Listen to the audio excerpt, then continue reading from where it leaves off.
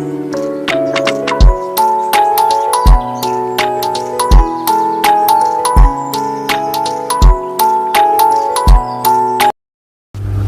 teman-teman, namaku Nandata Mama Sinta Pramesti. Di sini aku akan membacakan tentang kesimpulan dari kajian e-learning. E-learning disebut dengan istilah online learning, virtual learning, distributed learning, network atau web-based learning. Semua mengacu pada makna yang sama dan dalam penerapannya akan menggunakan teknologi komputer seperti internet.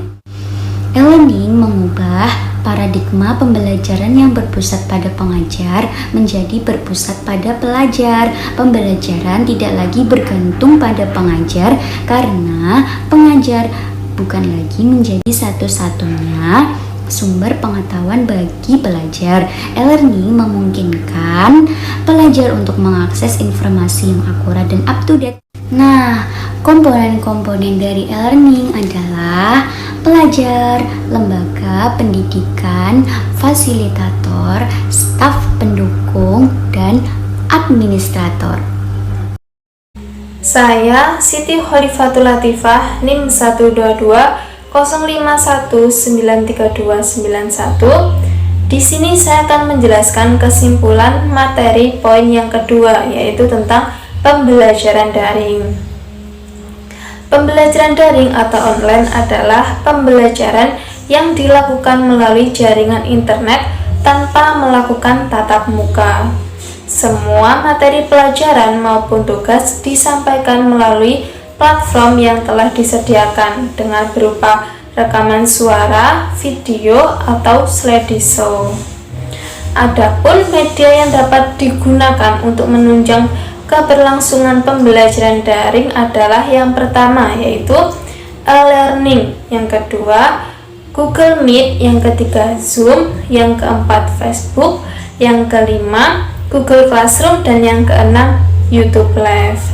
Selanjutnya, manfaat dari pembelajaran daring adalah yang pertama, dapat membangun komunikasi dan juga diskusi yang efisien antar pendidik dan peserta didik. Yang kedua, dapat membangun interaksi antar peserta didik dan diskusi peserta didik satu dengan yang lainnya. Yang ketiga, mempermudah interaksi antara pendidik, peserta didik, dan orang tua. Yang keempat, mempermudah guru dalam melaksanakan ujian maupun kuis serta menyampaikan materi pembelajaran kepada peserta didiknya dengan pemanfaatan teknologi yang tepat.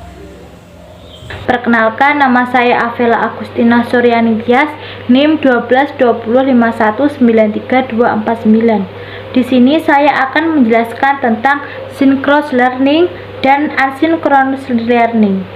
Synchronous learning. Synchronous learning adalah interaksi yang berorientasi pada pembelajaran dan difasilitasi dengan instruksi-instruksi secara langsung, real time, dan biasanya terjadwal. Synchronous learning dilaksanakan dengan memanfaatkan perangkat elektronik, khususnya komputer dan internet. Pembelajaran ini membutuhkan interaksi virtual seperti video live streaming, live chatting, dan telekonferensi pada waktu yang telah dijadwalkan. Asynchronous learning. Asynchronous learning yaitu metode pembelajaran e-learning atau daring yang menggunakan perangkat e-learning management system yang memungkinkan siswa mengakses bahan ajar, modul, atau konten secara mandiri tanpa harus bertatap muka atau berkomunikasi langsung dengan pengajar. Perkenalkan, nama saya Yolandra Ajeng Francisca dengan nomor NIM 12205193005. Baik, di sini saya akan menjelaskan tentang materi yang terakhir, yaitu social learning network. Social network adalah sebuah jejaring yang memuat interaksi sosial dan hubungan interpersonal. Social network yang memungkinkan pengguna untuk dapat bertukar informasi dan saling berkomunikasi satu sama lain, memberikan komentar, saling bertukar pesan, gambar, video, atau audio. Social network juga dapat dimanfaatkan untuk pembelajaran yang dikenal dengan istilah Social Learning Network ya atau SLNS. Tujuan Social Learning Network ini adalah untuk mendorong penggunanya memiliki pengalaman baru dalam belajar menggunakan jejaring sosial. Untuk pemanfaatan social learning network ini dalam pembelajaran juga harus didukung dengan infrastruktur teknologi.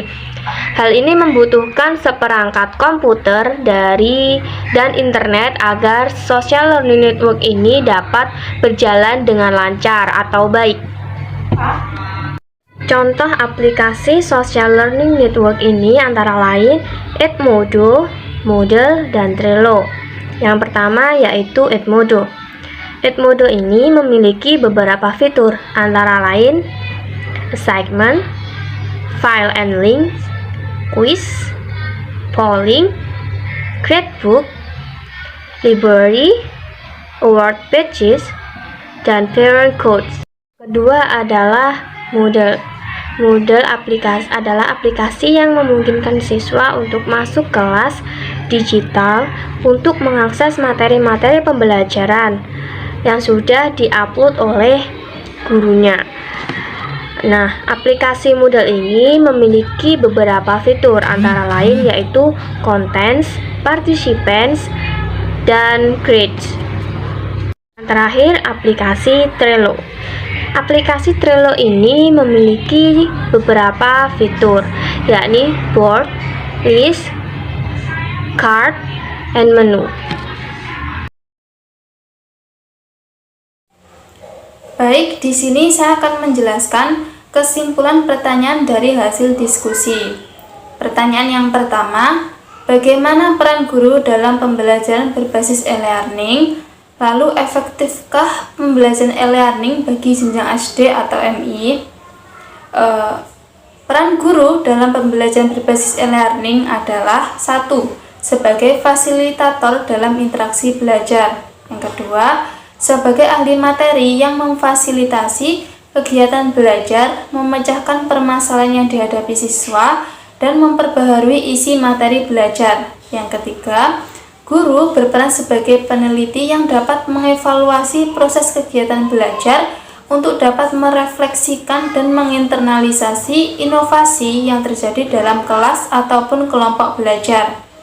Hasil refleksi tersebut dapat digunakan untuk memperbaiki proses belajar dan bahan ajar sesuai dengan kebutuhan siswa, sehingga pada penerapan selanjutnya kualitas e-learning dapat meningkat. Dan peran guru yang utama adalah mendorong proses perkembangan kognitif siswa yang dicapai melalui media komputer yang diharapkan memiliki aksesibilitas dan adaptabilitas yang tinggi. Dalam pembelajaran berbasis e-learning, guru juga dituntut untuk terampil dalam bidang TIK, terutama dalam pembuatan tampilan bahan ajar melalui media. Selanjutnya, dalam pembelajaran e-learning di jenjang SD atau MI itu efektif digunakan untuk kelas 4, 5, 6 karena pada jenjang kelas rendah harus dalam pengawasan orang tua. Baik, di sini saya akan menyampaikan kesimpulan dari pertanyaan kedua serta tambahan jawaban dari teman-teman dan jawaban dari pemateri.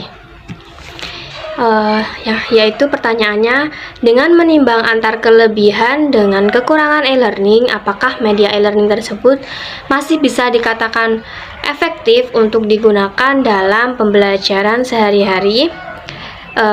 Berikan jawaban serta alasannya.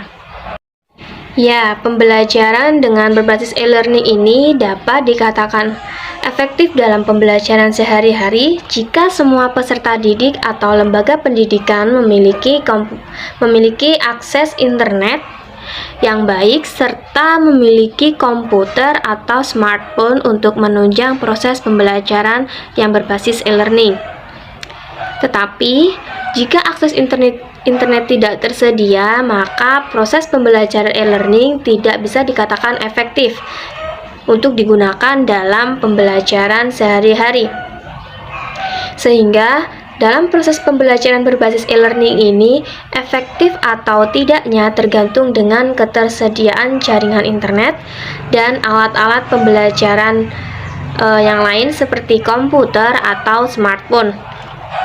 Menurut Slavin, kriteria ukuran efektivitas e-learning ini dapat dilihat dari mutu pembelajaran, kesesuaian tingkat pengajaran yang tepat, intensif, serta waktu.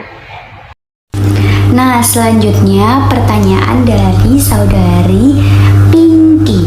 Pada saat ini telah muncul startup dalam bidang pendidikan. Salah satunya adalah media pendidikan Schoolfest yang eksis di kalangan pelajar dan kini telah mengembangkan diri menciptakan aplikasi pembelajaran Schoolfest. Bagaimana peran media pendidikan seperti Schoolfest dalam pembelajaran maya?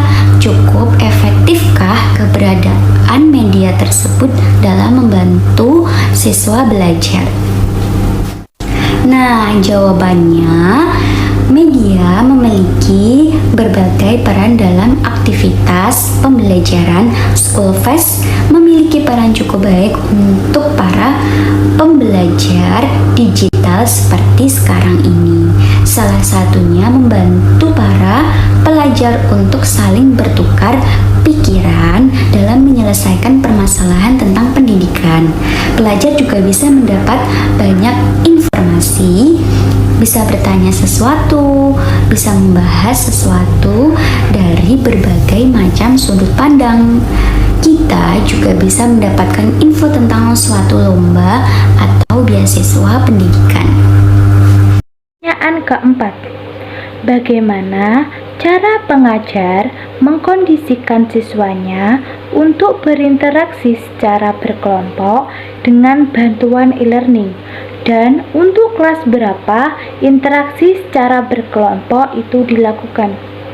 Dapat disimpulkan bahwa dalam proses pembelajaran melalui basis e-learning, seorang guru melakukan penanganan terhadap perbedaan kemampuan siswa dengan menggunakan analisis kebutuhan pembelajaran yang berbasis perbedaan individual, yang lebih menekankan pengakuan terhadap keunikan setiap siswa sehingga memungkinkan pencapaian hasil belajar yang optimal, meningkatkan efisien belajar dan minat belajar siswa.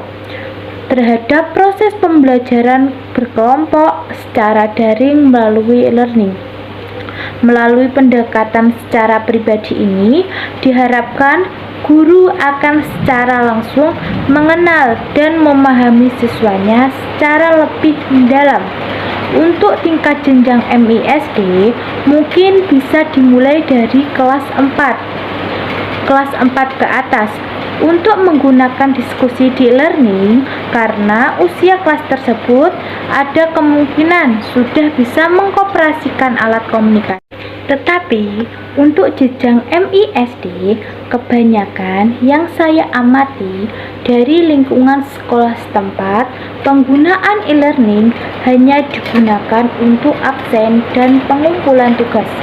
Kalau untuk digunakan diskusi atau untuk berkelompok, mungkin peserta didik jenjang MISD akan lebih nyaman dan mudah untuk menangkap materi secara tatap mata langsung. Pertanyaan kelima, bagaimana cara agar siswa aktif dan semangat mengikuti pembelajaran di kelas maya? Menurut saya, cara agar siswa aktif dan semangat mengikuti pembelajaran kelas maya adalah guru memotivasi. Guru membuat materi atau video pembelajaran yang semenarik mungkin yang dapat membangunkan semangat dalam belajar. Selain itu, guru membuat game yang berupa kuis interaktif berisi pertanyaan seputar materi yang telah dibuat, sehingga anak didik akan tertarik dan aktif mengikuti pembelajaran kelas maya. Dan peran orang tua sangat penting dalam pembelajaran kelas maya. di mana orang tua mendampingi dan membimbing anaknya untuk fokus dan aktif terhadap materi atau video pembelajaran yang telah diberikan gurunya dalam kelas maya. Selanjutnya, pertanyaan yang keenam. Apakah dengan penggunaan e-learning dalam pembelajaran mampu menghubungkan ranah efektif dan psikomotorik pada siswa? Menurut saya, penggunaan e-learning dapat menghubungkan ranah efektif dan psikomotorik. E-learning adalah perangkat pembelajaran dengan bantuan komputer memungkinkan pelajar melakukan aktivitas belajar tanpa interaksi fisik secara langsung. Misalnya pada pembelajaran IPA. Pada ranah afektif, kita bisa melihat dari KI, KD, kemudian ke tujuan pembelajaran. Misalnya pada poin tanggung jawab dan disiplin.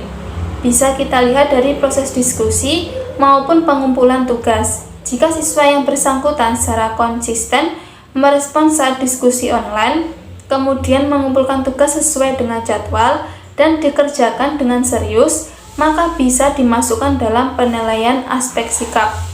Kemudian, melalui video conference, pendidik dapat mengajak anak melakukan kebiasaan yang baik seperti berdoa, menyapa temannya, memuji pendapat teman yang lainnya, dan lain-lain.